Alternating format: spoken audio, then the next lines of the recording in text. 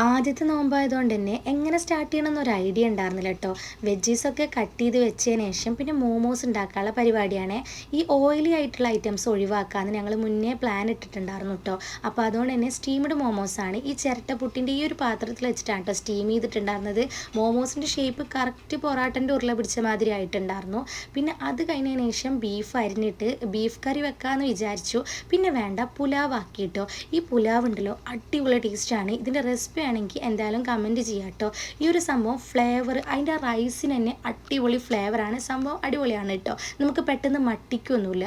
അങ്ങനെ പുലാവും റെഡിയാക്കിയതിന് ശേഷം ഇക്കാടെ കഫയിൽ വിളിച്ചിട്ട് അവിടുന്ന് കുറേ പൊരിച്ച ഐറ്റംസ് കൊടുത്തിട്ടുണ്ടായിരുന്നു കേട്ടോ. നമ്മുടെ ഐഡിയ പാടെ മാറിപ്പോയിട്ടുണ്ടായിരുന്നു. അതിന് ശേഷം പിന്നെ ഉണ്ടല്ലോ നമ്മൾ ജ്യൂസും കൂടി റെഡിയാക്കിയിട്ടുണ്ടായിരുന്നു കേട്ടോ. ഈത്തപ്പഴവും പാലും വെച്ചിട്ട് ഇതൊക്കെ കഴിക്കൽ കഴിഞ്ഞിട്ട് മഗ്‌രിബും ഇശാവും നിസ്കാരം കഴിഞ്ഞതിന് ശേഷമാണ് പിന്നെ പുലാവ് കഴിച്ചിട്ടുണ്ടായിരുന്നത്. അപ്പോൾ ഇന്നത്തെ വീഡിയോ എത്രയേ ഉള്ളൂ. ഇനിയും ഇങ്ങനത്തെ വീഡിയോ ആയിട്ട് വരാം. അപ്പോൾ പിന്നെ കാണാം. ബൈ.